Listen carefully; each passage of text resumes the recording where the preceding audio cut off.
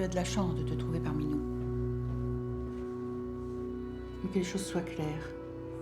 La première sortie de piste, c'est retour au tribunal. Est-ce que c'est clair? Ouais. C'est quoi ton prénom? Nikolai. Le film suit l'histoire de Nikolai, un adolescent de 16 ans qui vit en foyer et occasionnellement dans des familles d'accueil et qui un jour débarque dans son foyer une jeune fille du même âge, Camille, au caractère un peu plus dévergondé et extraverti. Et cette rencontre va pousser Nikolai à essayer de la convaincre de partir vivre avec lui dans la forêt. Alors ce qu'il y a, c'est que donc, au début de l'écriture, j'allais devenir père pour la première fois. Et donc questionner le sens de la paternité, pour moi, devenait essentiel. C'est-à-dire, qu'est-ce que c'est finalement être parent? Pourquoi voulons-nous des enfants? Oui, qu'est-ce que ça veut vraiment dire, choisir de faire des enfants? Quels parents avons-nous? Quels parents serons-nous?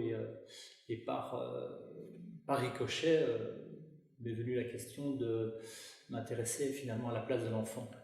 À la place de l'enfant à la fois dans la famille, mais à la fois aussi la famille qui n'a pas et qui doit se créer.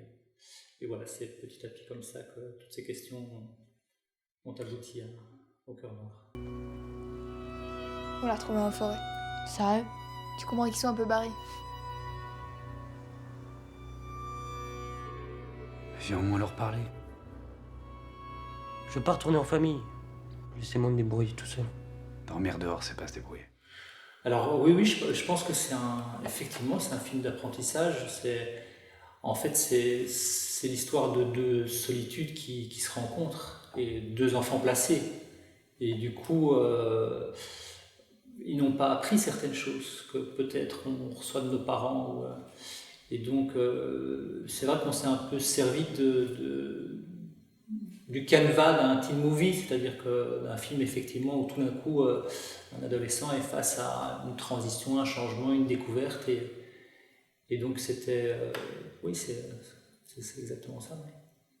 Alors pour moi le casting était vraiment essentiel, il a pris beaucoup de temps déjà parce que le film était sans cesse reporté par des questions de budget, et j'avais vraiment besoin de trouver ce moment de transition entre l'enfant qui sont et les traits de l'adulte qui vont devenir. Et donc c'est vrai que mon choix a très vite évolué, forcément, puisqu'à un moment donné je devais abandonner certains comédiens, puisque le film ne se faisait pas. Et en fait, Quito a été trouvé en casting sauvage à Paris, lors d'une manifestation.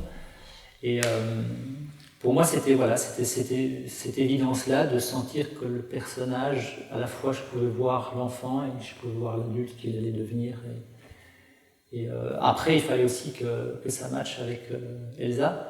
Et donc, c'était ça aussi le pari de ce couple, de cette rencontre. Pourquoi il t'appelle Monkey? Pour des conneries.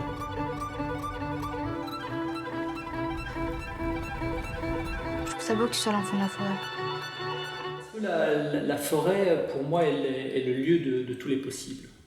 Tout comme l'adolescence est le moment de tous les possibles.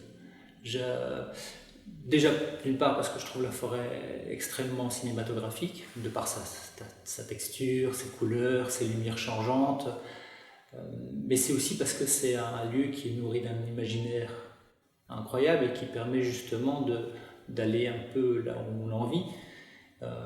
Je trouve aussi que la forêt, elle amène un mystère incroyable. Et comme je disais, j'ai l'impression que la forêt peut plaire à tout le monde, mais pas de la même manière.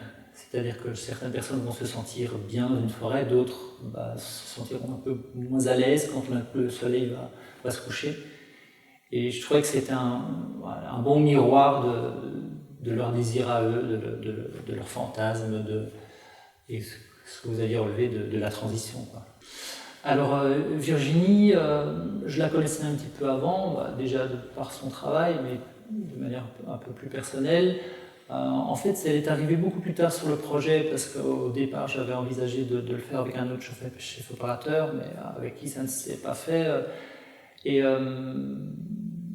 j'ai eu besoin d'avoir de nouveau une rencontre pour vraiment me dire que j'avais envie de faire le film avec quelqu'un d'autre. Et avec Virginie, c'est venu très vite, une relation où on parle de film, on parle des envies. Et je trouve que quand il y a ce côté à la fois relationnel et à la fois d'une même vision sur un film, on se dit qu'il y a quelque chose qui se passe. Et ce qui est magnifique avec Virginie, c'est qu'elle est très forte dans l'instant et dans le besoin de capter les choses. Et j'avais besoin, pour le film aussi, on parlait de la forêt qui était important, il y a une lumière naturelle qu'il faut réussir à capter. Et la capter, c'est être aussi au bon moment, avec le bon matériel. Et du coup, on a visité beaucoup de forêts ensemble, on a fait des photos. Voilà, une fois qu'on s'est nourri de tout cet imaginaire-là, eh bien, je lui ai fait entièrement confiance. Et puis au-delà de ça, j'avais aussi besoin d'un regard féminin, à la fois derrière le ton de la caméra, pour l'histoire qui se passait, et à la fois aussi pour amener une vision que parfois moi je n'ai pas. Voilà. Toi, même si c'est pas parfait, t'as tes parents, tu sais d'où tu viens. Nikolai! Moi, j'ai rien eu.